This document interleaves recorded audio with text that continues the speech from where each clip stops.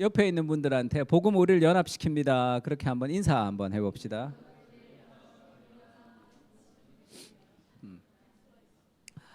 갈라디아서 2장 1절에서 10절입니다. 한 절씩 제가 한 절 읽고 여러분 한 절 읽고 이렇게 할게요. 14년 후에 내가 바나바와 함께 디도를 데리고 다시 예루살렘에 올라갔나니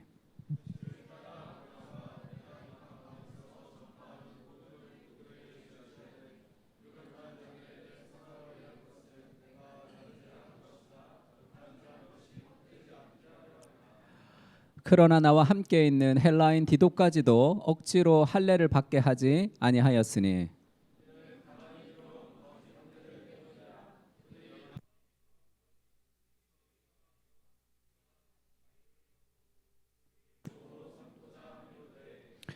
그들에게 우리가 한시도 복종하지 아니하였으니 이는 복음의 진리가 항상 너희 가운데 있게 하려 함이라.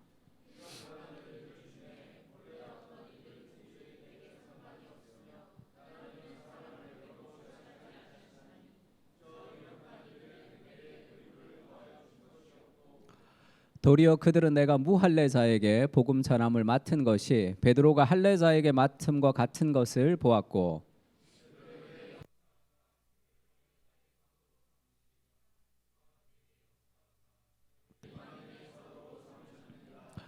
또 기둥과 지역이는 야고보와 게바와 요한도 내게 주신 은혜를 알므로 나와 바나바에게 친교의 악수를 하였으니 우리는 이방인에게로 그들은 할례자에게로 가게 하려 함이라.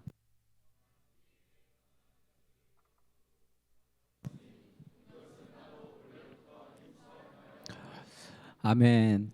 지금 우리가 이 오늘을 위한 갈라디아서 계속 공부하고 있는데 바울이 지금 복음에 대해서 바울이 전한 복음을 이제 거짓 교사들이 이제 바울이 잘못되었다고 얘기를 하기 때문에 바울이 내가 전한 복음은 확실한 복음이다라고 얘기하고 오늘은 내가 전한 복음이 예루살렘의 복음과 똑같다라고 얘기하면서 베드로도 인정했다 그런 이야기들을 하고 있습니다. 그래서 오늘 세 가지를 좀 얘기하고 싶은데 첫 번째는 바울이 흔들리지 않는 그런 독립성, 어떤 외부적인 압박에도 흔들리지 않는 복음의 확신을 가지고 있어요. 그러면서도 나 잘났다고 얘기하지 않고 다른 사람에게 겸손하게 연합하는 복음의 정신을 가집니다. 그러면서 그 복음은 가난하고 낮은 사람에게 흘러가는 그런 삶의 균형을 우리에게 보여주는데 첫 번째 같이 읽을까요? 복음은 시작. 이게 첫 번째로 필요한 거죠. 14년 후에 내가 바나바와 함께 디도를 데리고 다시 예루살렘으로 갑니다. 왜냐하면 확인받아야 되니까. 바울의 복음이 정말 맞다라는 것을 인식시켜 줘야 되니까. 근데 바나바는 유대인이고 디도는 헬라인이었어요. 이방인이었습니다. 그래서 둘을 데리고 갔어요. 계시를 따라 올라가 내가 이방 가운데 전파하는 복음을 그들에게 제시하되 유력한 자들에게 사사로이 한 것은 내가 다름질하는 것이 헛되지 않게 하려 함이라. 그러니까 내가 전한 복음이 잘못된 것이 아니기 위해서 베드로에게 가서 확인을 받으러 이제 갔습니다. 베드로의 복음과 바울의 복음이 똑같다는 얘기를 좀 해주고 싶은 거예요. 근데 아주 재미있는 얘기를 하는데 바울이 그러나 나와 함께 있는 헬라인 디도까지도 억지로 할례를 받게 하지 아니하였으니 이렇게 얘기해요. 일부러 예루살렘에 가는데 베드로 다 유대인이죠. 유대인 지도자들에게 바울이 가는데 헬라인 디도를 일부러 데려갑니다. 근데 유대인들은 할례를 받아야 구원을 받는다는 그런 정신이 있었어요. 그러니까 그게 복음 안에서 잘 변화되지 않던 시대였습니다. 그래서 일부러 헬라인 디도를 데리고 가는 거예요. 할례 받지 않은 헬라인 디도를 데리고 가서 베드로와 악수하고 친교하면 그게 진정한 복음이 하나가 된다는 것을 사람들에게 알리기가 쉽잖아요. 그래서 헬라인 디도를 일부러 데려갑니다. 베드로와 친교하게 하려고. 그래서 억지로 할례를 받게 하지 아니하였어요. 그러니까 유대인들이 너무 압박이 심하니까 할례를 받아야 구원을 받는다 하니까 믿음으로 구원을 받았지만 할례를 그냥 받으면 되잖아요. 할례를 그냥 받고 그들과 함께 교제할 수도 있잖아요. 근데 바울은 그 복음이 훼손되는 게 싫었어요. 그래서 억지로 할례를 받지 않게 해서 이 이방인 디도를 데리고 갑니다. 이는 가만히 들어온 거짓 형제들 때문이라. 그들이 가만히 들어오는 것은 그리스도 예수 안에서 우리가 가진 자유를 엿보고 우리를 종으로 삼고자 함이로되 그들에게 우리가 한시도 복종하지 아니하였다. 이는 복음의 진리가 항상 너희 가운데 있게 하려 함이다. 이 바울이 가지는 복음의 자신감입니다. 복음은 늘 문화적 압박을 받게 돼 있어요. 그 문화적 압박에 복음을 고수하지 못하면 그렇게 문화와 동화되며 살아갑니다. 그러니까 내가 지금 직장에서, 그 다음에 내가 살아가는 사회에서, 내가 살아가는 삶 속에서 복음 때문에 내가 어려움을 겪지 않으면 그거는 내가 복음이 아닌 다른 문화적인 압박 앞에 무릎을 꿇고 살아가기 때문일 수도 있습니다. 레슬리 위기니스는 다원주의 사회에서 복음이라는 책이 있어요. 여기서 이런 얘기를 합니다. 성경은 영혼의 문제, 내적인 개인의 문제를 다루는 책이 되어버렸어요. 계몽주의 이후에 예전에는 성경적으로 얘기하면 사람들이 다 통했습니다. 지금은 성경의 진리라 그러면 그거는 교회의 진리지 이렇게 얘기하죠. 지금은 공적의 세계 속에 이 성경의 진리를 얘기하면 그 사적 영역이 돼버린 거예요.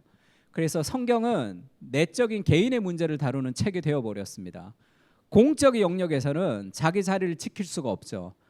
과학적 사실만이 공적인 것이고 나머지는 모두 도그마, 그냥 교리라는 거죠. 단순한 하나의 교리일 뿐이다. 그런 시대를 우리가 살아간다는 거죠.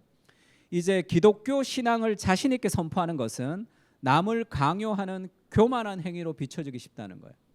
각자 다원주의, 각자의 진리가 있는데 너네 종교가 진리라고 주장하는 것은 폭력적인 것이라고 생각하는 그런 다원주의 사회를 살아가고 있다는 거예요. 이성이라는 것은 마치 독자적인 정보의 근원인 양 전통이나 계시와 나란히 사용된다. 그러니까 이성적으로 생각하는 사람, 종교와 이성을 대립시키죠. 그러나 이성은 허공에서 작동하는 것이 아니다. 이성적으로 생각할 수 있는 것은 이전 세대들의 경험에 기대는 어떤 전통 안에서만 개발될 수 있다. 성경만을 진리로 주장하는 것은 다원주의 사회에서 비판받아야 한다고 말하지만 그 비판 자체도 철저히 비판받아야 할 어떤 가정에 기초하고 있다. 다만 현재 지배적인 타당성 구조의 일부라는 이유로 그런 비판을 모면하고 있을 뿐이다. 무슨 말인지 모르겠죠. 왜 이렇게 어렵게 쓰는지 모르겠어. 무슨 얘기냐면 우리가 종교를 개인의 영역으로 지금 치부해 버렸어요. 그래서 공중파 방송에서 종교 얘기할 수도 없죠. 그러면 공적으로 얘기할 수 있는 게 과학적 사실만인 거죠. 근데 이성과 종교를 대립할 때도 이성이라는 것은 생각일 뿐이에요. 나는 이성이고 너는 종교라고 할 때 그 이성도 어떤 종교가 있다는 거예요. 믿음이 있다는 거예요. 그래서 성경만을 진리라고 주장하는 것은 다원주의 사회에서 비판받아야 한다고 말하지만 그 비판 자체도 비판받아야 할 가정에 기초하고 있다는 거예요. 그러니까 모든 이론에는 어떤 종교적 신념이 있다는 거예요. 신념.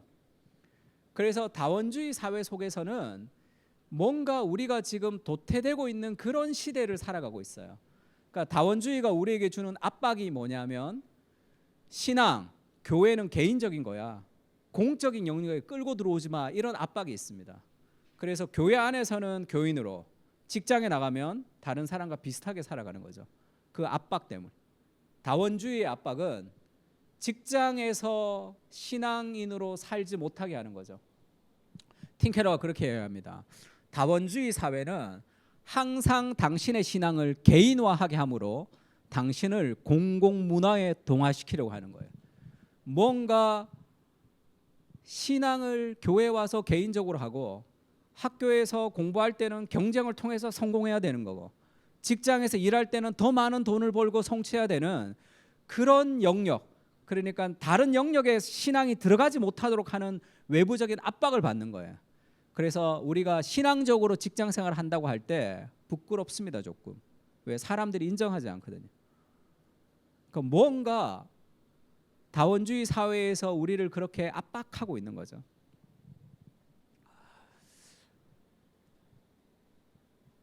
틴켈러의 설교 중에 그런 내용이 있어요. 옥스퍼드에서 나온 그 혼인 전에 미국의 성적인 관계에 대해서 이렇게 전반적으로 옥스퍼드에서 이 논문을 하나 낸 게 있습니다. 거기서 그런 얘기예요. 두 부류로 나눕니다. 교회를 다니는 가정, 그러니까 혼인 전에 성적인 관계를 하는 것이 좋지 않다라고 배웠던 교회에 다니는 그룹의 18세에서 23세까지의 그룹이 있고, 교회를 다니지 않고 혼인 전에 성적인 관계를 해도 괜찮다라는 부모님 밑에서 자란 그룹들이 있어요. 그 비교해서 그거를 이제 분석을 한 거죠. 근데 일반인들, 혼인 전에 성적인 관계를 해도 괜찮다라는 부모님 밑에서 자란 사람들 중에 혼인 전에 성적인 관계를 하지 않은 사람이 23% 정도 돼요. 그러면 크리스찬들은 혼인 전에 성적인 관계를 하면 안 된다고 배웠던 크리스찬들은 28%, 별 차이가 없는 거예요. 그러니까 왜 별 차이가 없을까? 성경이 우리에게 가르치는 가르침이 있죠. 근데 밖에 나가면 문화가 우리에게 가르치는 가르침이 또 있는 거죠. 성경을 배우지만 우리가 문화 속에서 성경의 가치관을 가지고 살 수 없는 외부적인 압박 가운데 우리가 살아가기 때문에 지금 이런 현상들이 있는 거예요. 그러니까 하나님의 말씀을 대로 살아간다는 것은 어마어마한 다원주의 사회의 압박을 견뎌야 되는 삶의 확신이 필요합니다. 그렇지 않으면 그게 쉽지가 않은 거예요. 틴케러 이렇게 얘기하죠. 우리는 성경을 통해 어떤 가치관을 배웁니다. 그러나 문화도 우리에게 다른 가치관을 가르치고 있습니다. 크리스찬들도 문화 내러티브에 많은 영향을 받고 있다는 뜻입니다. 문화의 압박이 느껴지지 않는다면 이미 동화되어 있기 때문입니다. 바울의 확신이 뭐죠? 수많은 사람들이 유대인들이 가지는 할례를 받고 율법을 지켜야지 된다고 하는 수많은 문화적인 압박 속에 지금 그들이 그렇게 강하게 공격하고 있는 이유는 베드로와 야고보 같은 12 사도들도 자신들의 주장에 동의한다라는 확신이 있기 때문에 그래요.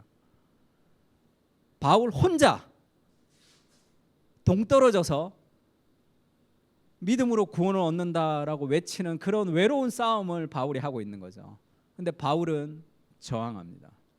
그 외부적인 압박에 무너지지가 않아요.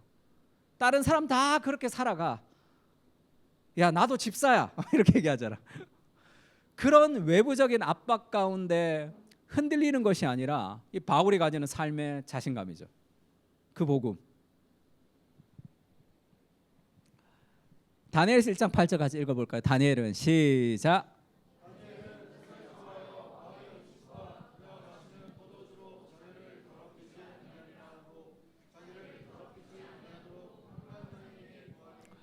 다니엘은 바벨론 포로로 끌려갔습니다. 온 문화가 바벨론의 문화의 한가운데 그가 던져졌는데 그가 그 바벨론의 문화에 동화되지 않는 다니엘이 뜻을 정하죠. 그의 마음에 기준을 세워야 돼. 그렇지 않으면 문화의 압박에 우리는 휩쓸려 갑니다.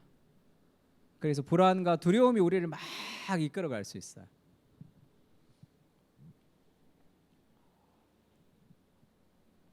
바울이 그렇게 얘기하죠. 나와 함께 있는 헬라인 디도까지 억지로 할례를 받지 않게 해서 헬라인 디도를 데리고 가죠. 그래서 베드로와 함께 교제하면서 야, 베드로도 12 사도들도 믿음으로 구원을 얻는 것을 확정했다는 걸 통해서 복음을 변증하고 싶은 거죠. 그 바울의 이 흔들리지 않는 삶의 확고함, 복음은 우리에게 흔들리지 않는 어떤 외부적인 압박에도 흔들리지 않는 그런 믿음의 독립성을 가지게 하는 거예요. 왜죠? 하나님이 함께 하시죠. 이게 내 판단, 내 기준이면 늘 흔들립니다. 변하지 않는 삶의 진리를 붙드는 사람이 가지는 삶의 확실성이 있는 거죠. 흔들리지 않는. 근데 이 거짓 형제들이 복음을 변질시킨 것을 바울이 이렇게 얘기해요. 가만히 들어왔다 이렇게 얘기합니다. 그들이 가만히 들어온 것은 그리스도 예수 안에 있는 자유를 엿보고 종으로 삼게 하기 위함이다. 왜 가만히 들어왔다고 생각할까요? 그러니까 들어온지 들어오지 않는지 모르게 스며드는 거죠. 그러니까 마귀의 작전이죠. 마귀는 두 가지입니다. 있으면 무섭다고 생각하고 아니면 아예 없는 것처럼 생각하는 거죠. 그러니까 무언가 우리를 변질시키는 것은 큰 사건이 아니에요. 가만히 들어오는 그런 삶의 외부적인 압박입니다. 그래서 믿음의 확신들이 이렇게 점점 무너져요. 그런 식으로 하면, 믿음대로 그렇게 하면 회사는 안 돼. 믿음대로 그렇게 하면 직장 생활은 쉽지가 않아. 믿음대로 살면 자녀들이 바르게 자라지 않아. 그런 마음이 틈타는 거죠. 그것을 바울이 가만히 들어온다 그렇게 표현합니다. 월트 브루그만이 안식일은 저항이다 이런 책을 썼습니다. 안식하는 것은 저항이라는 거죠. 어디에 저항하는 거죠? 끊임없이 돌아가는 그 피로 사회, 그 능률 사회의 시스템에 대한 저항이다 이렇게 얘기합니다. 바로의 시스템, 그게 이 이스라엘이 종로를 탈 때, 이 애굽에서 종로를 할 때 바로의 시스템 안에서 안식일에 쉼은 있을 수 없죠. 파라오가 생각하는 감독 기능에는 쉬게 해줌이 없습니다. 매일 생산 스케줄을 감시하죠. 소망이라고는 찾아볼 수 없는 이 필요한 시스템 속으로 불타는 떨기나무에서 나타나신 하나님이 뚫고 들어오신다. 노예살이를 하는 이스라엘 백성을 그 착지 시스템에서 해방시키기로 결심하시고 모세를 부르셨다는 거예요. 우리가 살아가는 세상은 피로사회입니다. 끊임없는 능률과 끊임없는 성취를 위해서 우리를 계속 갈아서 넣어야 돼요. 그래서 한병철 교수가 피로사회에서 뭐라고 얘기하죠? 옛날에는 사장이 노동자들을 착취했는데 오늘날은 자기가 자기를 착취하는 시대가 됐기 때문에 가해자도 피해자도 없어져 버리는 거죠. 내가 스스로 나를 착취하죠. 왜냐하면 그래야지 성공하는 시스템이라는 문화적 압박을 우리가 경험한단 말이에요. 그러니까 쉴 수 없습니다. 성과를 위해서. 그 쉬지 못하는 우리에게 하나님이 뚫고 들어오셔서 참된 안식을 주는 거죠. 그래서 하나님과의 안식이라는 것은 저항하는 거죠. 그거를 깨닫고 분별하고 저항하지 못하면 가만히 들어온 문화적인 그런 외부적인 압박에 다 무너지게 됩니다. 바울이 지금 딱 기준을 잡고 싸우죠. 전쟁이 없이 평화가 있을 수 있습니까? 디지털 바벨론 시대의 그리스도인이라는 재밌는 표현이 있어요. 옛날 구약에는 바벨론 포로로 끌려갔는데 오늘날은 디지털 바벨론의 포로로 끌려가서 디지털 바벨론의 세상에서 사는 거예요. 그래서 하나님의 안식을 누리지 못하는 게 이미 우리도 디지털 바벨론의 세상에서 포로로 살아간다는 아주 재미있는 표현입니다. 오늘날 그리스도인들은 과거 바벨론에 살았던 유대 포로들처럼 디지털 바벨론 문화 속에 살면서 수많은 고민과 갈등을 안고 살아가고 있다. 핸드폰을 많이 한다, 휴대폰을 많이 본다, 그것 자체가 문제가 아니고 거기에서 우리에게 전해주는 문화의 내러티브가 있는 거죠. 그것을 보고 그것을 향유하면서 우리에게 스며드는 생각이 있단 말이에요. 하나님의 말씀과 다른 무엇이 우리에게 들어올 때 그것을 우리가 분별하고 저항하지 못하면 그러면 가만히 들어온 형제들이 우리를 포로로 끌고 가는 거예요. 어떤 연예인이 제가 그래서 AI한테 물어봤어요. 설교 준비하면서 최근 뭐 급성장하는 유튜브 연예인 이렇게 치면 AI가 쫙 가르쳐 줍니다. 근데 그 연예인들마다 왜 그렇게 조회수가 높죠? 누가 그걸 다 보지? 그 뭐 그냥 재미있는 신변 잡기잖아요. 그러면 많은 사람들이 지금 거기 안에 들어가서 시간들을 많이 할애하는 거잖아. 재미를 위해서. 그 시대 정신이 우리를 무너뜨리는 거죠. 포스트 모던 시대가 우리에게 주는 그냥 유튜브 보고 말고가 아니라 거기에 시간을 보내면서 우리에게 전해지는 압박이 뭐냐면 한병철 교수의 피로사회에서는 그렇게 얘기합니다. 오직 자기 자신이 되어야 한다는 사회적 명령이 우울증을 낳는 거예요. 성과를 향한 압박이 탈진과 우울증을 초래합니다. 끊임없는 성과를 위해서 우리가 계속 들어가는 거죠. 사격을 했던 김예지 선수가 있는데 멋있다고 난리가 났어요. 앨런 머스크까지 멋있다고. 그래서 제가 이분이 어디 유튜브에 유퀴즈에 나왔나 봐요. 그러니까 제가 보지는 못했습니다. 근데 밑에 이제 글을 봤더니 너무 멋있다고 나오는데 이분이 그렇게 얘기했어요. 남들이 150발 쏘면 나는 300발, 500발 쏠 거다. 이게 시대 정신이죠. 그럼 목사님, 복음은 그러면 뭐 남들 300발, 150발 쏠 때 그럼 50발만 쏴도 됩니까? 그 얘기를 하는 게 아니죠. 순서가 바뀌어요. 순서가. 지금 이렇게 포스트 모던의 자기 압박은 너가 너다워지기 위해 더 열심히 노력해야 된다는 거죠. 그래서 계속 열심히 노력하지만 우리에게 남는 건 뭡니까? 열등감이에요. 넌 안 돼. 그런 메시지가 계속 옵니다. 또 유튜브 같은 걸 보면 정말 성공한 사람들의 일들이 쭉 나오니까. 그래서 이 가만히 들어온 거짓 형제들의 목표가 뭐죠? 그리스도 예수 안에서 우리가 가진 자유를 엿보고 우리를 종으로 삼고자 합니다. 우리가 가진 자유를 종으로 만드는 거예요. 그래서 쉴 수 없는 사회를 살아갑니다. 종노릇하고 살아가는 거예요. 우리가 가진 자유를 빼앗기는 그 문화적 압박이 우리에게 있는 거죠. 여기에 바울이 반기를 드는 거죠. 저항합니다. 그래서 갈라디아서를 자유를 위한 싸움 이렇게 표현하는 사람들도 있습니다. 자유는 싸워서 얻을 수 있는. 종교와 복음의 차이가 뭡니까? 종교라는 것은 인간이 노력해서 도달하는 거죠. 그리고 오늘날의 종교는 뭡니까? 포스트 모던이 주는 자신의 성취를 통해서 자신의 능력을 통해서 자신을 입증해야 되는 또 다른 종교일 뿐이에요. 그것은 모든 다른 종교와 복음의 차이가 뭡니까? 모든 종교는 열심히 노력해서 어느 지점까지 닿아야 돼요. 108배를 해서 축복을 받아야 돼요. 복음은 그렇게 얘기하지 않습니다. 복음은 너는 할 수 없는 존재라는 것을 알게 해요. 네가 할 수 없기 때문에 내가 너를 대신해서 이 땅에 내려오셔서 그것을 해준 거죠. 그것을 믿고 신뢰하면서 복음이 시작됩니다. 왜 우리가 수많은 삶의 열등감과 어려움 속에 살아가야 되냐면 현대 사회가 주는 종교를 믿고 있는 거예요. 저항하지 못하는 거죠. 그래서 결국 누가 이 종교의 중심이냐? 나죠. 나. 열심히 노력하지만 실패합니다. 실패하면 우울해지죠. 우울하면 또 좌절합니다. 그러다가 다시 노력하죠.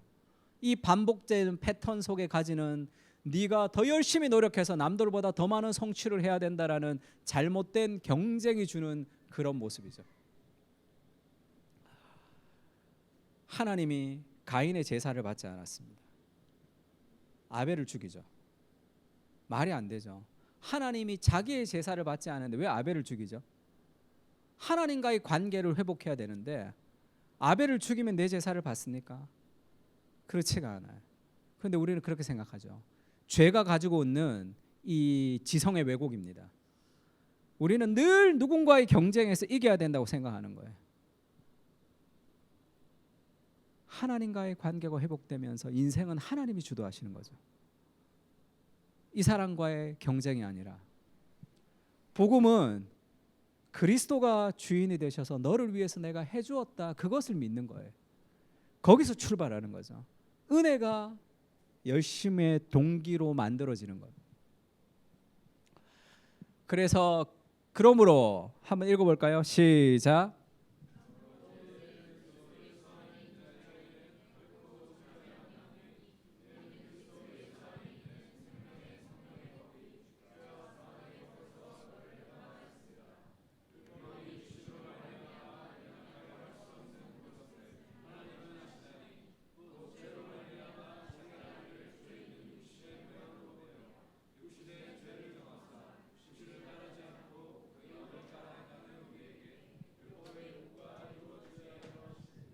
아멘. 복음은 그리스도 예수 안에 있기 때문에 정죄함이 없습니다. 우리 안에. 복음이 아닌 문화는 우리를 정죄하죠. 정죄해요. 넌 안 돼. 더 열심히 노력해. 복음은 우리에게 정죄함이 없는 거죠. 왜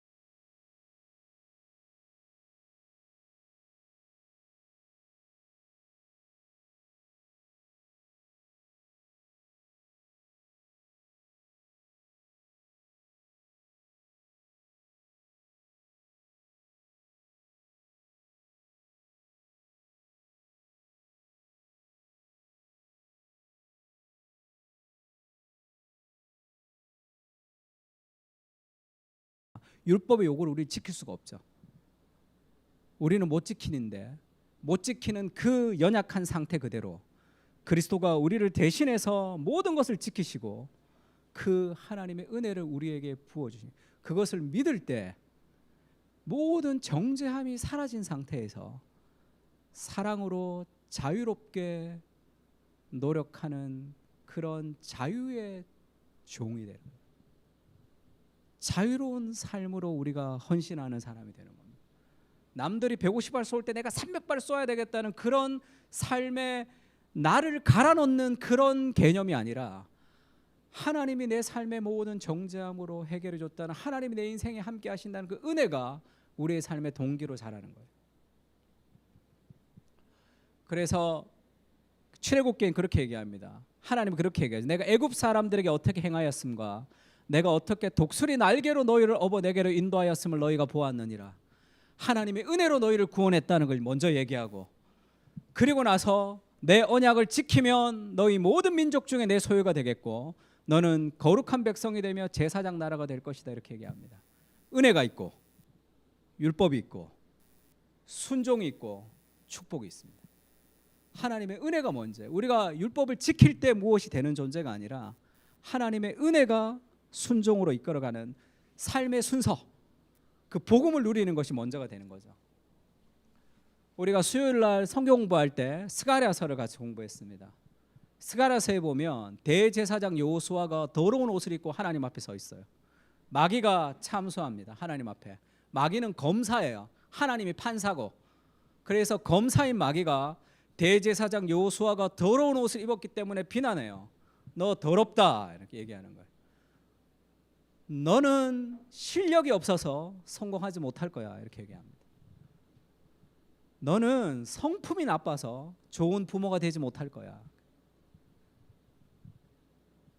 수많은 마귀의 정죄를 우리가 받는 거죠.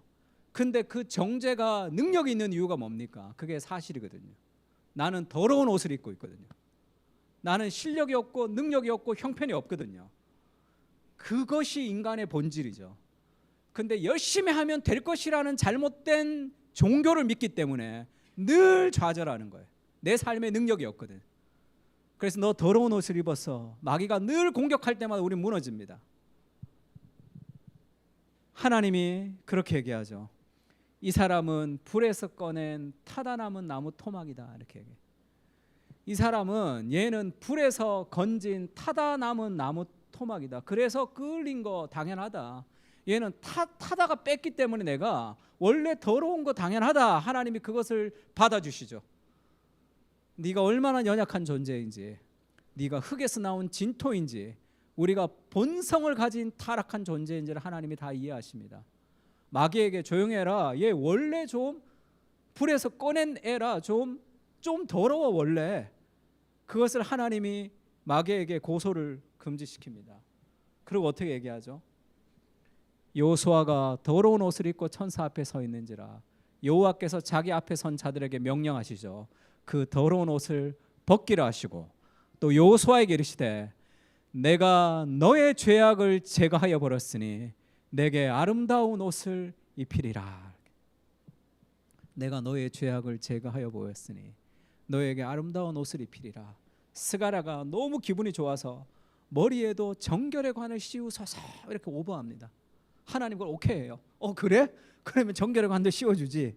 그렇게 해서 정결의 관과 깨끗한 옷을 입고 대제사장 여호수아가 하나님 앞에 선단 말이에요. 내가 노력을 통해서 더러운 옷을 깨끗하게 할 수 없습니다. 우리 인생은 그리스도가 이미 행하신 그 일을 믿는 거예요. 나는 더럽죠. 그러나 그리스도가 나에게 깨끗한 옷을 주셨고 나를 통해 하나님께서 일하신다는 그 삶의 확신을 가져야 되는 거예요. 그때 누군가의 경쟁이 아닌 피말리는 그런 싸움이 아닌 다른 삶의 열정을 가지고 우리가 하나님의 길을 걸어갈 수 있습니다. 은혜가 율법을 주고 율법이 먼저 오고 은혜가 있는 게 아니죠. 우리를 구원하고 하나님 율법을 주시잖아요. 출애굽을 하서 율법을 주시는 거 아니에요. 그래서 넘어지면 성막을 통해서 우리를 회복하시면서 결국은 그 약속의 땅으로 내가 너희를 데리고 가겠다라는 그 하나님의 열심히 우리를 이끌어간다는 그 삶의 확신을 가져야 돼요. 좀 부족하면 어떻습니까? 그것에 실망하지 않는 이유가 뭐죠? 나는 원래 더러운 옷을 입고 있는 존재예요. 하나님이 그것을 벗겨주시면 왜죠? 그리스도가 나의 더러움을 다 가져가셨기 때문이죠. 그거를 신뢰해야 돼요. 그래서 더 이상 그리스도 예수 안에 있는 자에게는 정죄함이 없습니다. 내가 형편없다고 나를 정죄하는 것은 그리스도를 다시 십자가에 못 박는 거예요. 그리스도가 그 고통을 통해서 너의 모든 열등감과 아픔과 수치를 십자가에서 다 가지고 가셨는데, 내가 계속 다른 종교를 믿으면서 그 문화적인 압박 속에서 자기를 계속 저주하고 자기를 정죄하고 있다면 복음이 효과를 발휘하지 못합니다. 그래서 바울이 싸우는 거죠.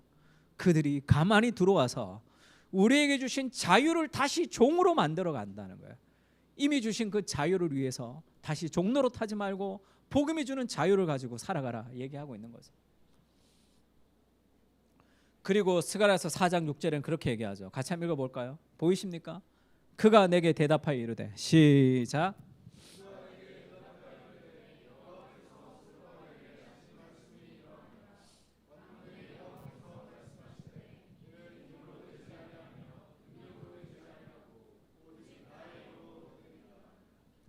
힘으로 되지 않고 능력으로 되지 않고 나의 영으로 된다. 그것이 복음이죠. 우리가 살아가는 삶 속에 우리가 싸워야 될 대상이 뭡니까?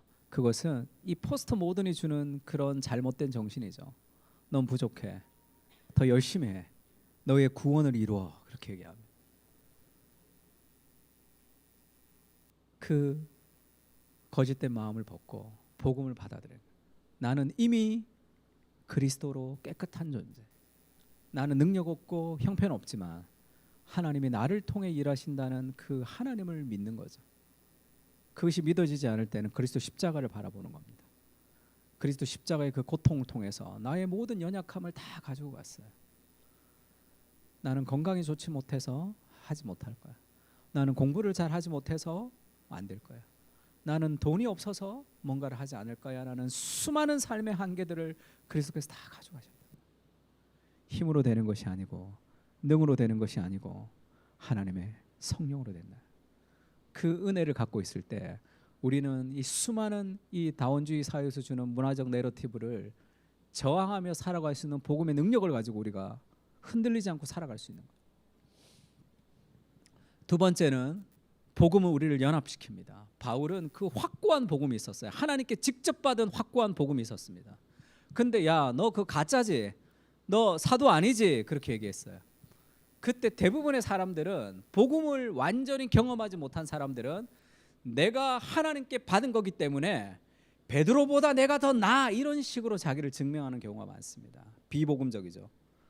복음이 잘못 들어올 때 비복음적인 삶을 살아갈 때가 많습니다. 팀 켈러에 대해서 우리가 공부할 때 복음의 감격이 있으면 대부분의 목회자들이 복음의 감격이 있으면서 드는 첫 번째 생각은 교만이에요. 다른 목사들이 복음이 없어. 우리 목사님은 복음을 몰라. 복음의 감격이 교만으로 적용되는 거죠. 복음은 그렇게, 복음은 연합시킵니다. 수용하게 돼요. 교만은 분리시키죠. 나는 복음 알지, 넌 모르지, 너보다 내가 낫다. 그것은 결국 자기의 공로로 갖고 오는 거죠. 은혜, 하나님의 은혜가 아니라 결국 나의 공로로 복음까지 삼아버리는 거예요. 우리 교회는 특별해. 우리 교회는 복음을 전하는 교회야. 그러면서 무언가 그게 행위를 더하는 거죠. 바울이 그렇게 힘들어하던 복음에 뭔가 하나를 더하는 거예요. 복음은 우리를 교만하게 하지 않아요. 연합시킵니다. 그래서 바울의 복음은 확실한데 사람들이 자꾸 공격을 하니까 바울이 베드로를 찾아가죠. 그래서 베드로와 함께 손을 잡으면서 진정한 복음을 다른 사람들에게 알려주고 싶은 거예요. 그래서 베드로가 나 인정했다, 지금 그 얘기를 하는 거예요. 나 복음 공격하지, 근데 베드로가 나 인정했어. 이것이 바울의 겸손이죠. 많은 사람들은 복음마저도 교만으로 바꿉니다. 나 베드로보다 나아.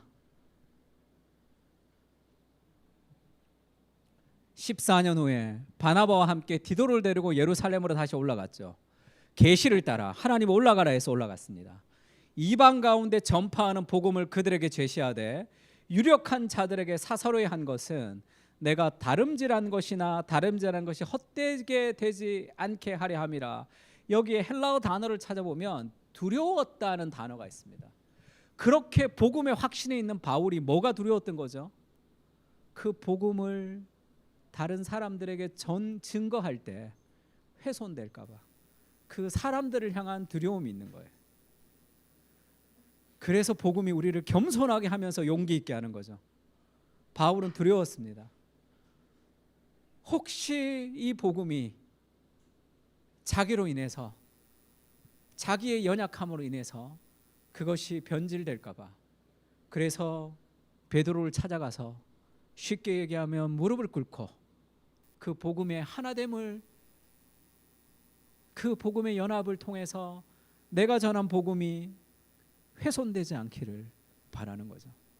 그 복음이 자기 것이라고 생각하지 않습니다. 이스라엘의 착각이 뭐죠? 나는 구원받았어. 너는 못 받았어. 나는 알아. 너는 몰라. 그것이 삶의 교만이죠. 복음은 우리를 연합시킵니다. 그래서 분리시키는 것은 복음이 아니에요. 복음은 우리를 연합시키는 거예요. 바울의 두려움에 대한 용기와 겸손이 함께 있는 거죠. 바울은 어떤 비난에도 두려워하지 않는 확고한 믿음의 독립성을 가졌지만 한 사람이라도 잃어버릴까 봐 벌벌 떠는 그 연약함을 가진 존재. 그 연약함이 우리를 연합으로 인도하는 거죠. 이 거짓 형제들 때문에 바울이 그 연합을 이루고 그렇게 그들에게 우리가 한시도 복종하지 아니하였으니 이는 복음의 진리가 항상 너희 가운데 있게 하려 함이라. 유력하다는 이들 중에 본래 어떤 이든지 내게 상관이 없으며 하나님은 사람을 외모로 취하지 아니하시나니. 그러니까 베드로가 더 높고 더 위대하기 때문에 가서 뭔가를 본 것은 아니에요. 바울은 복음의 사람은 누군가를 더 위대하고 더 낮추지 않습니다. 복음은 모든 죄인을 하나님의 형상을 가진 사람으로 동일하게 보는 거예요.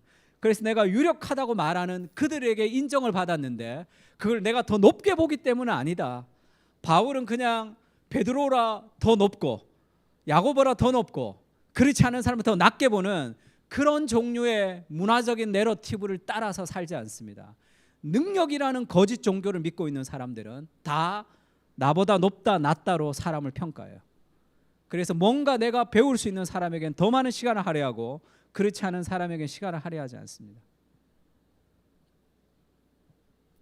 그것이 우리가 가진 잘못된 종교죠.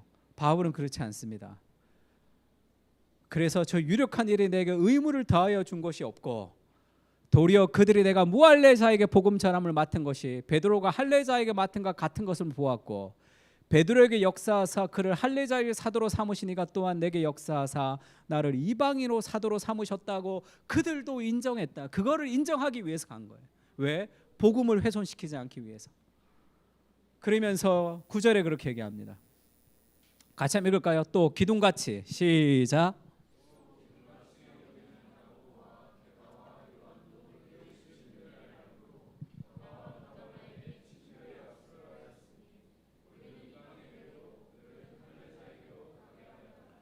지금 이거를 위해서 간 거예요. 친교의 악수. 그래서 바울의 복음과 베드로의 복음이 다르지 않다. 그것을 확인하러 간 거예요. 바울이. 그래서 그것을 확인해서 그들에게 진정한 복음의 확신을 좀 주고 싶었습니다. 연합하는 거죠.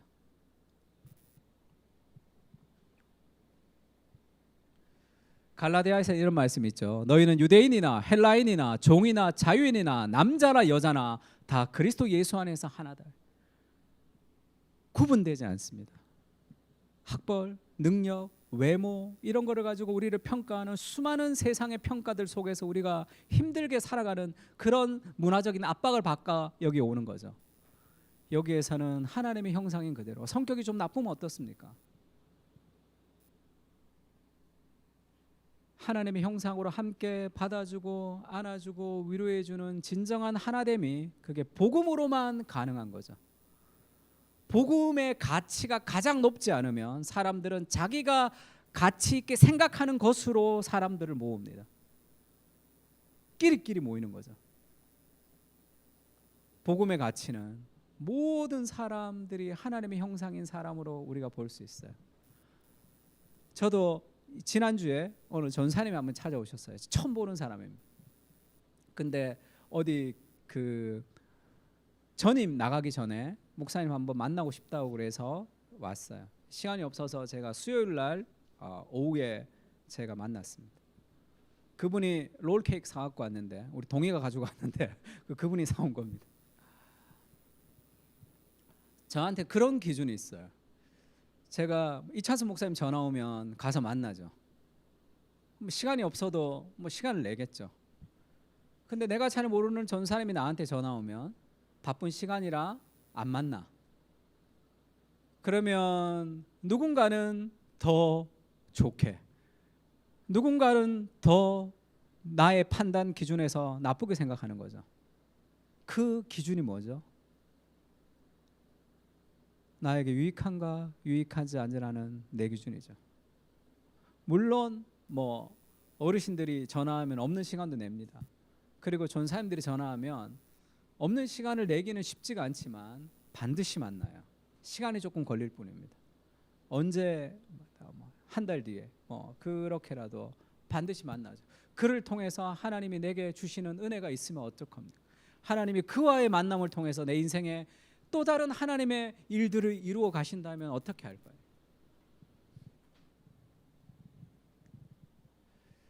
복음은 우리를 연합시키는 핵심이 뭐냐면 오직 겸손한 마음으로 각각 자기보다 남을 낮게 여기는 거예요. 모든 시대의 문화는 남보다 더 뛰어나야 된다고 얘기합니다. 그래서 내가 뭔가 남보다 잘하는 게 있으면 그것을 내 삶의 정체성으로 삼아서 뭔가 기쁘게 즐겁게 살아가는 거예요. 복음은 우리를 겸손하게 합니다. 지금 내가 누리는 모든 것은 더러운 옷을 입은 내가 할 수 없는 것인데 그리스도의 은혜로 주어진 것인 것을 알기 때문에 겸손할 수밖에 없는 거죠. 하나님의 은혜로 우리에게 주어진 모든 것을 알 때 우리는 남보다 다른 사람을 나보다 낮게 여기는 삶의 겸손, 그것이 연합을 이루는 거예요. 미러슬라 볼포가 배제와 포용이라는 책을 썼습니다. 이것을 통해서 사람들은 자신의 정체성을 아는 거야. 나와 비슷한 사람, 내가 좋아하는 사람을 포용하고 나와 다른 사람들을 배제하면서 자기의 계급을 만드는 거죠. 자기의 무엇을 만듭니다. 정체성과 자존감을 얻으려는 현대식 추구에는 경멸과 배제를 피할 수 없죠. 왜냐하면 현대의 정체성은 타인을 배제함으로써 생성되는 정체성이죠.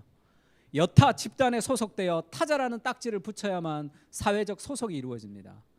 우리는 다른 사람을 부정적으로 보고 어떤 식으로든 배제함으로 자신의 정체성을 높이려고 하는 그런 시대를 살아가고 있는 거죠.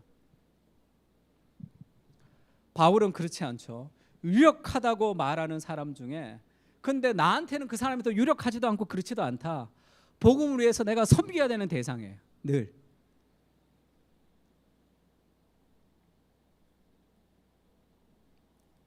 유진 피터슨이라는 목사님이 있습니다. 메시지 성경을 썼어요. 이게 누구냐면 이 보노라고 이 유튜브의 그 싱어입니다. 우리가 생각하는 것보다 어마어마하게 유명한 것 같아요. 그래서 음악을 좋아하는 사람은 이 유튜브의 보노라 그러면 이렇게 거의 세계적인 것 같아요. 이 유진 피터슨이 메시지 성경을 계속 이렇게 번역을 할 때인데 메시지 성경을 이 보노가 본 거예요. 보노 크리스찬입니다. 그걸 너무 좋아했던 거예요. 유진 피터슨을 만나고 싶어 했습니다. 그래서 영상에 유진 피터슨 만나고 싶다라는 그런 영상을 막 찍어서 막 유튜브에 올리기도 했어요. 근데 그때 유진 피터슨이 이사야를 이렇게 작업하고 있었다는 거예요. 그래서 못 만났습니다. 그때는 이 보노가 만나자고 했는데 그러다가 나중에 보노를 만났어요. 이게 유튜브에 있는 영상입니다. 그래서 나중에 이제 보노 만나서 이제 시편을 이제 같이 이제 보노랑 하는데 유진 피터슨 보노 누군지 몰랐다 그러더라고요. 그래서 자기 학생들 리전트 칼리지 학생들이 보노를 모른다 그랬더니 막 너무 놀라더라는 거예요. 그래서 보노 음악을 들으면서 보노가 나를 만나고 싶어 했다는 게 기분이 좋았다 뭐 이런 얘기를 하던데, 그러면서 이제 보노와 이제 만났습니다 나중에는. 근데 그 인터뷰할 때 이 인터뷰하는 사람이 그렇게 얘기해요. 너 왜 보노가 만나자고 했는데 안 만났냐 이렇게 얘기합니다. 그거를 자 이사야서 그 번역한다고 안 만났으니까. 그래서 이 인터뷰하는 사람이 그렇게 얘기해요. 제발요 보노지 않습니까 이렇게 얘기해요. It's 보노 이렇게 For crying out loud 그랬어요. 너 미쳤냐? 보노가 만나자고 하는데 그거를 안 만났냐 이렇게 얘기해요. 유진 피터슨이 그렇게 얘기합니다. He was 이사야 이렇게, 나 이사야 만나고 있었어 이렇게 얘기하는 거예요. 와, 보노면 더 대단하고 그렇지 않으면 덜 대단하고 그런 게 아니라 그냥 하나님의 사랑스러운 하나님의 사람인 거죠. 불쌍한 죄인입니다. 그것이 우리를 연합시키는 거죠.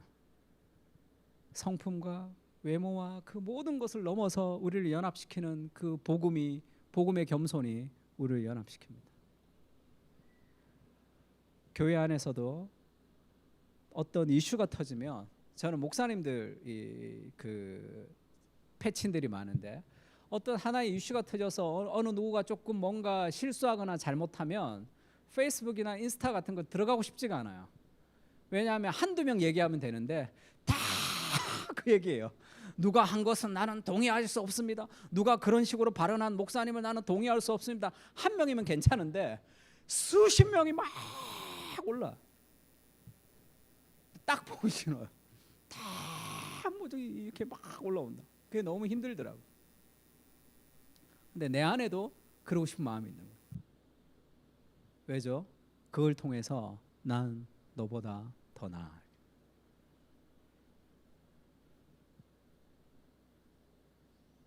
이 부산의 백사장에서 부산에 있는 많은 교회들이 모여서 집회를 했습니다. 대형 집회가 되는 시대는 지났어. 그럼 뭐해? 도덕적으로 하나도 능력이 없는데. 그러기 쉬운 시대를 살아가는 거죠. 그 모여서 누리는 은혜가 있습니다. 또 그곳에서 회복되는 사람들도 있어요.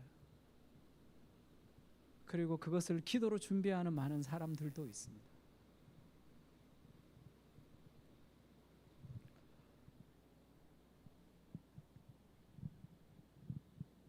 같이 한번 읽을까요? 에베소서 시작.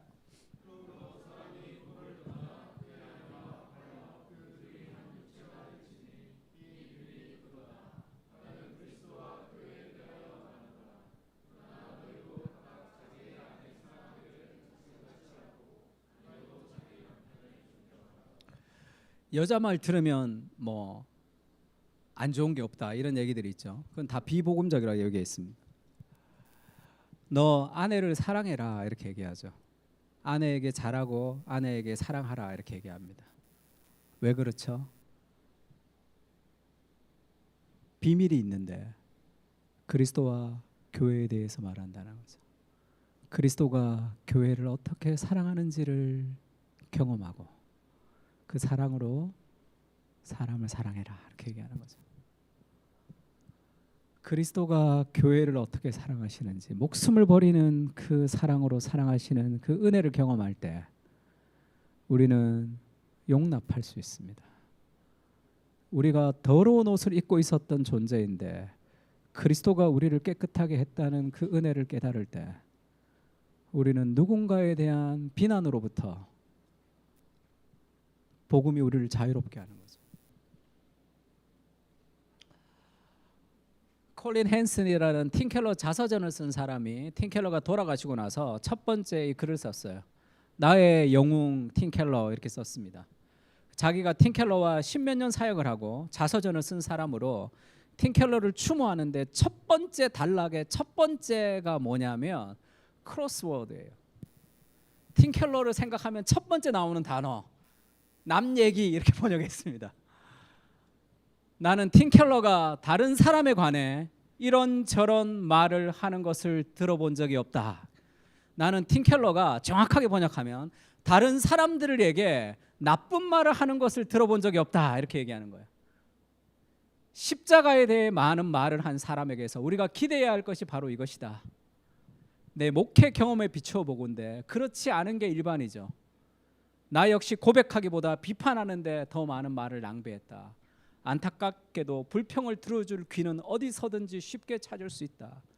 그러나 팀켈러는 달랐다는 거예요. 그는 한 번도 내게 전화해서 자신이 중상모략을 당했다고 화를 내지도 않았습니다. 그리고 부끄러운 것은 죽기 얼마 전에 마지막 통화에서 자기가 화를 냈다는 거예요. 또 책 쓰다가 힘들었나 봐. 자서전을 쓰다가 팀켈러에게 또 막 화를 냈는데 그가 그거를 다 받아주었다는 거죠.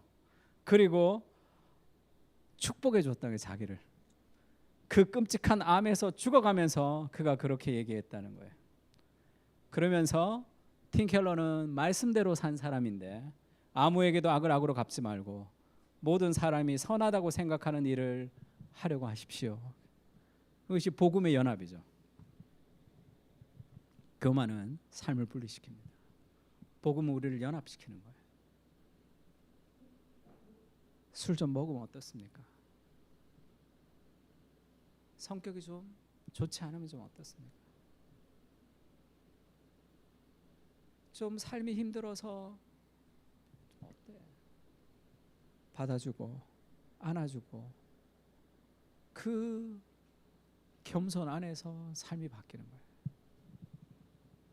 성경에 대해서 막 비판하는 사람들도 많습니다.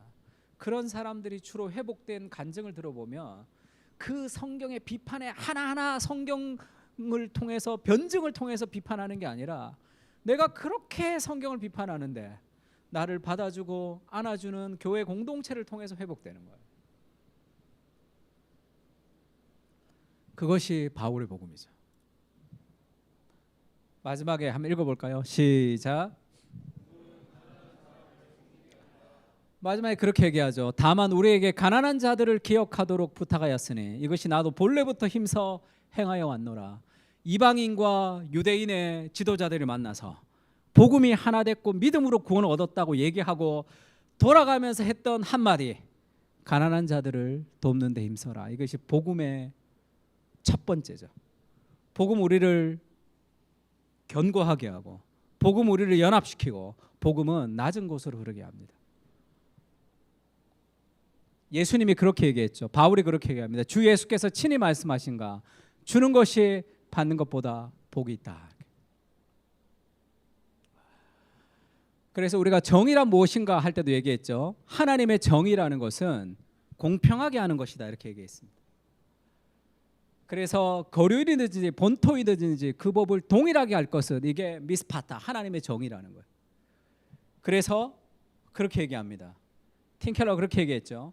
이웃에게 베풀어야 할 선은 경제적, 물리적 필요를 채워주는 실제 원조를 뜻한다. 오늘 말씀에 덧붙여 있듯이 놀랍게도 이는 자선의 문제가 아니에요. 이웃이 마땅히 받아야 할 몫입니다. 어려움에 처한 사람을 돕지 않으면 단지 사랑이 없는 게 아니라 불의한 것이다. 어렵고 힘든 사람을 돕는 것은 선이 아니란 말이에요. 정의다 얘기하죠. 왜죠? 하나님은 공평하게 나누어 주셨다는 거예요. 그것을 함께 연대하는 믿음의 공동체가 있을 때 그것을 나누어 주는 거예요. 그것이 곧 하나님의 정의인 거죠.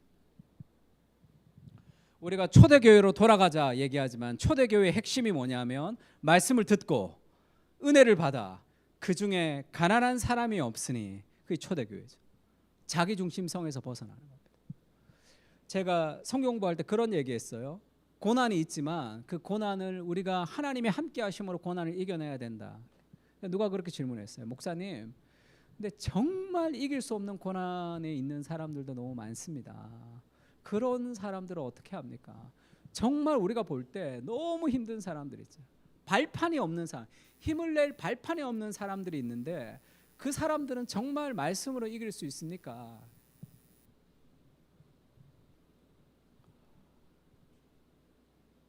말씀을 이길 수 없어요.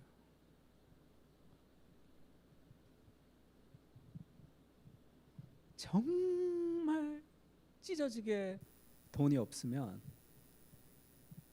기도할 힘도 생기지 않습니다.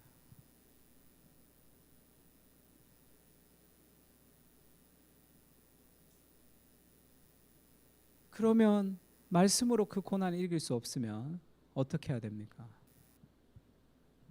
말씀에 순종하는 공동체가 없기 때문이죠.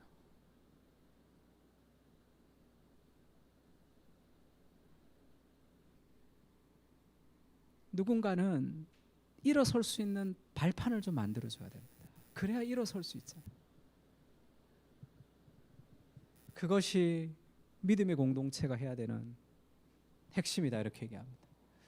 그러면서 고린도 후서에는 그렇게 얘기해요. 복음이 왜 가난한 사람을 섬기느냐 하면 이는 다른 사람은 평안하게 하고 너희는 공고하게 하려는 것이 아니요 균등하게 하려 함이니 이제 너희의 넉넉한 것으로 그들의 부족한 것을 보충함 후에 그들의 넉넉한 것으로 너희의 부족한 것을 보충하여 균등하게 하려 함이라. 기록된 것 같이 읽을까요? 기록된 시작.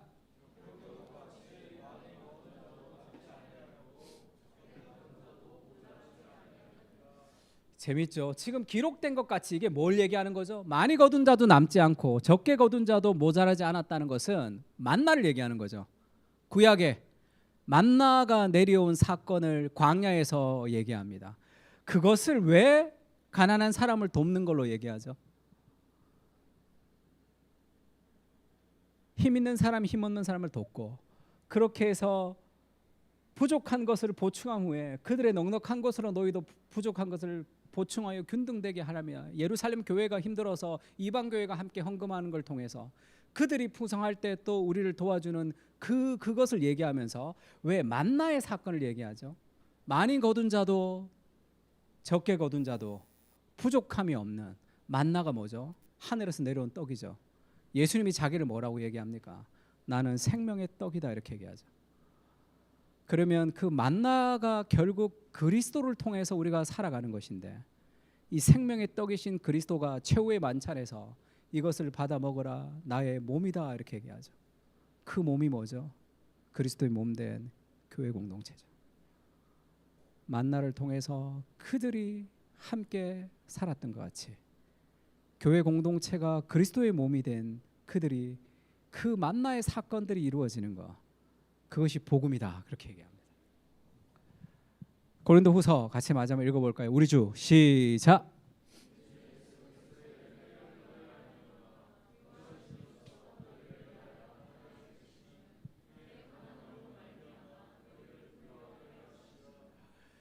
주 예수 그리스도의 은혜를 너희가 알거니와 부요하신 그분이 너희를 위해서 가난하게 되시면 그의 가난함으로 말미암아 너희를 부요하게 하려 하심이라. 그 복음의 은혜를 기억할 때 우리는 나누는 삶을 살아갈 수 있는 거죠. 삶에 있어서 우리 유은이가 뇌종양 수술했을 때 제가 어떤 광고도 안 했습니다. 근데 유은이라고 찍혀서 들어온 헌금들이 많았어요. 그걸 모아서 유은이 엄마 아빠한테 전달했습니다. 큰 돈은 아니지만 여러 사람들이 모여서 함께 그것을 만들었다는 것이 저는 감사했습니다. 누군가를 돕는다고 할 때 내가 힘들어지지 않고 누군가를 돕는 일은 없어요. 그것이 복음이 우리를 가능하게 한 거죠.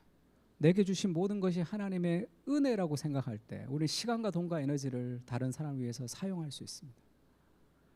그것이 그리스도가 가지는 삶의 기쁨이죠. 복음은 우리를 세 가지를 가지게 하는데 복음은 우리를 흔들리지 않는 외부적인 압박에서 우리를 견고하게 합니다. 그리고 복음은 우리를 겸손해서 함께 연합시키는 거죠. 복음은 우리를 낮은 곳으로 흘러가게 합니다. 교회 공동체도 마찬가지죠. 목사님, 저는 가난한 사람을 섬길 돈도 잘 없습니다. 그런 사람들도 있죠. 시간과 돈과 에너지를 통해서 우리가 흘러가는 거예요. 교회에 일찍 와서 우리 또 열심히 봉사하죠. 우리 우리 대우 형제 또 열심히 땀 흘리면서 우리 땀방울이라고 얘기했더니 그거는 좀 위험한 발언이라고, 커피에 들어갈 수 있는 발언이라고 그래서 내가 일찍 와서 커피 한 잔 마시고 함께 격려하고 이것이 함께 세워져 가는 거죠. 찬양하고 준비하는 사람들 함께 격려하고 그렇게 함께 예배하고 그렇게 함께 지어져 가는 복음의 공동체가 되어 가는 거죠. 그 안에서 흔들리지 않고 연합하며 낮은 곳으로 흘러가는 그런 복음의 공동체가 되면 좋을 것 같습니다. 같이 한번 찬양할까요?